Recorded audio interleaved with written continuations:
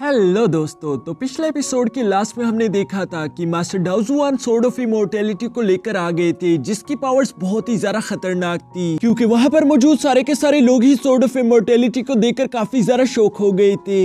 अब आगे तो नेक्स्ट एपिसोड के शुरू में हम देखते हैं कि मास्टर डाओजुआन सोर्ड ऑफ इमॉर्टैलिटी का इस्तेमाल करने के लिए एग्जीक्यूशन फॉर्मेशन को एक्टिवेट कर रहे थे, जो देखकर मास्टर टियन कहते हैं कि आखिर मास्टर डाओजुआन ये सब क्या कर रही है। वो जानती नहीं कि अगर उन्होंने ये फॉर्मेशन का इस्तेमाल कर दिया तो वो इस पूरी की पूरी कश्ती को डुबो देंगे। यानी कि उनके कहने का मतलब ये था कि ये टेक्निक बहुत ज्यादा खतरनाक है, इससे हमारे लोग भी मारे जा सकते हैं। लेकिन दूसरी तरफ मास्टर डाओजुआन को अच्छे से मालूम था कि अपने सेट को बचाने के लिए उन्हें चाहे कुछ भी करना पड़े वो करके रहेंगे, इसलिए वो लगातार सोर्ड ऑफ इमॉर्टैलिटी में एनर्जी जमा करते हुए आखिरकार एग्जीक्यूशन फॉर्मेशन को एक्टिवेट कर ही लेते हैं, जिसकी वजह से वहां पर हजारों लाखों सोर्ड्स आ चुकी थी। ये देखकर तो मास्टर जुफान भी हैरान होते हुए कहते हैं कि ये बिल्कुल इम्पॉसिबल है, आखिर उसने ये कैसे कर लिया। मास्टर डाओजुआन उन डीमंस को देखकर कहते हैं कि शुरुआत से अच्छाई और बुराई हमेशा एक दूसरे से अलग रही है, ये कभी भी एक दूसरे के साथ इकट्ठा नहीं रह सकती। साथ ही साथ वो कहते हैं कि तुम सारे के सारे डीमंस ईवल हो, इसलिए तुम लोगों को यहाँ पर मरना होगा। और ये कहते साथ ही वो उन पर हमला कर देते हैं, जिसकी वजह से हम देखते हैं कि उन हजारों सोर्ड से वहां पर डीमंस मारे जा रहे थे। ऐसा लग रहा था जैसे कि आसमान से ब्लेड्स की बारिश हो रही है। ये सीन वाकई में बहुत ज्यादा खौफनाक था क्योंकि कोई भी डीमन उन ब्लेड से खुद को नहीं बचा पा रहा था, जो देखकर डीमन किंग वहां पर एक बहुत बड़ी शील्ड क्रिएट कर देता है। लेकिन मास्टर डाओजुआन वहां पर किसी को भी जिंदा नहीं छोड़ना चाहते थे, इसलिए वो अपनी एक स्लैश अटैक का इस्तेमाल करते हुए शील्ड को ब्रेक कर देते हैं, जिसकी वजह से डीमन किंग भी बहुत ही बुरी तरीके से घायल हो गए थे। लेकिन इससे पहले कि वो वहां पर मारे जाते, उनके कुछ दोस्त आकर उन्हें वहां से निकाल लेते हैं, जिसके बाद देखते ही देखते वहां पर वो एग्जीक्यूशन फॉर्मेशन भी धीरे धीरे करके खत्म हो गई थी और वहां पर मौजूद सारे के सारे डीमंस मारे गए थे। चारों तरफ सिर्फ खून और लाशों का ही माहौल था। जिसके बाद नेक्स्ट सीन में हमें किंग यू सेट के मेन हॉल का सीन दिखाया जाता है, जहां किंग यू सेट के बहुत सारे डेसिपल भी घायल पड़े हुए थे। मास्टर डाओजुआन की हालत भी बहुत ज्यादा खराब थी, लेकिन इसके बावजूद भी वो मास्टर टियन से सवाल करते हैं कि आखिर हमने क्या खोया, जिस पर मास्टर टियन बहुत ही ज्यादा उदासी के साथ बताते हैं कि हमारे 25 डेसिपल जबकि 14 मास्टर मारे गए। ये सुनकर डाओजुआन बहुत ही ज्यादा उदास हो गया था। वो अपने सेट के लोगों की तरफ देखकर कहते हैं कि किंग यू सेट के वासियों, मुझे माफ करना, मैं तुम लोगों की उतनी अच्छे से हिफाजत नहीं कर पाया। लेकिन दूसरी तरफ हम जिन्यू को देखते हैं जो कि जियाफान से कह रहा था कि किंग यू सेट हमारा घर नहीं, तुमने क्या देखा नहीं कि वहां पर क्या हुआ। वहां पर मौजूद वो सारी की सारी लाशें बिल्कुल वैसी लग रही थी जैसे कि हमारे विलेज में हुआ था। मुझे शक हो रहा है, मैं जानना चाहता हूँ कि हमारे पेरेंट्स को किसने मारा। तभी पीछे से हम देखते हैं कि वहां पर टिएनयून टेम्पल के मास्टर भी आ गए थे, जिनकी हालत तो बहुत ज्यादा खराब थी, लेकिन वो अभी भी जिंदा थे। वो यहाँ आने के बाद बताता है कि बर्निंग विलेज का कमांडर भी एक गद्दार था, उसने मुझ पर हमला कर दिया था, लेकिन मैं किसी तरह से बच गया हूँ। जो सुनकर तो डाओजुआन को और भी जरा बुरा लग रहा था। वो पोहोंग से कहता है कि मुझे माफ कर देना, मुझे सोर्ड ऑफ इमॉर्टैलिटी का इस्तेमाल पहले ही कर देना चाहिए था, ये सब मेरी ही गलती है। अगर मैंने उन डीमंस पर रहम ना दिखाया होता तो आज हमारे लोग मारे ना जाते।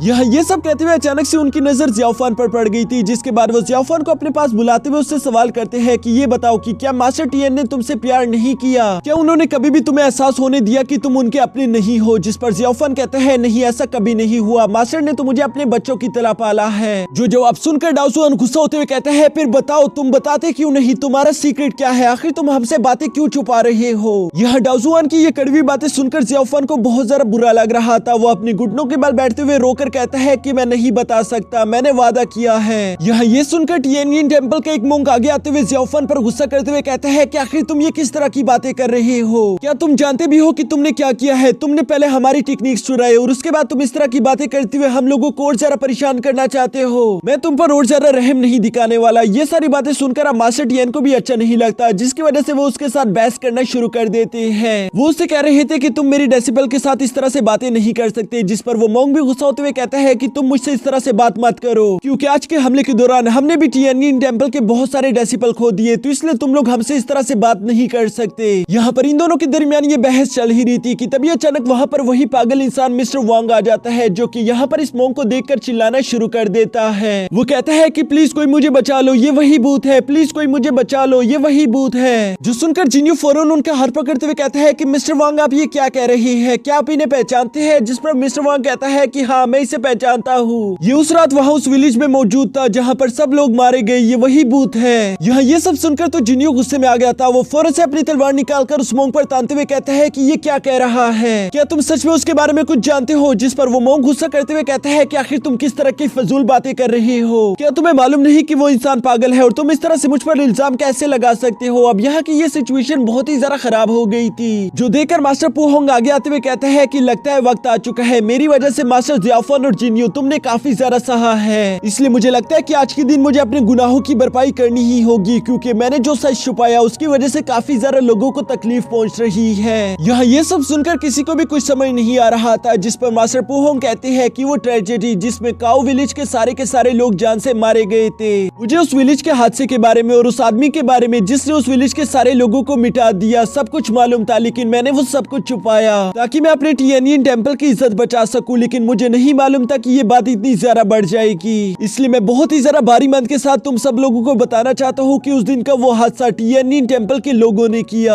ये सुनकर तो ज़ियाफन के कान खड़े हो गए थे, उसे समझ ही नहीं आ रहा था कि अभी अभी उसने ये क्या सुन लिया। साथ ही साथ हम देखते हैं कि वो गुस्से से पागल हो रहा था, उसकी मैजिकल स्टिक भी एक्टिवेट हो जाती है, जबकि दूसरी तरफ हम डीमन किंग को देखते हैं जो कि बहुत ही ज्यादा घायल होने के बावजूद बहुत ही ज्यादा गुस्से में था। वो कहता है कि हमें वहाँ पर मर जाना चाहिए था, लेकिन हम लोग यहाँ पर यूं भाग कर आ गए, ये हमने बिल्कुल भी अच्छा नहीं किया। जो सुनकर साथ खड़ा दूसरा डीमन कहता है कि नहीं मास्टर, आपको ऐसा नहीं सोचना चाहिए, उस वक्त के लिए ये करना जरूरी था, और वैसे भी हम लोग हार मानने वालों में से नहीं है, वो लोग बहुत ज्यादा कमजोर हो चुके हैं, इसलिए मुझे लगता है कि हमें उन पर दोबारा से हमला कर देना चाहिए। उन्हें तो इस बार मालूम भी नहीं होगा, जबकि असल में वो लोग खुद को हील करने पर ध्यान दे रहे होंगे। यहाँ ये सारी बातें सुनकर गोस्ट किंग कहता है कि तुमने बिल्कुल ठीक कहा, हम लोग यूं शांति के साथ नहीं बैठ सकते, जिसके साथ ही हमारा ये एपिसोड यहीं पर खत्म हो जाता है।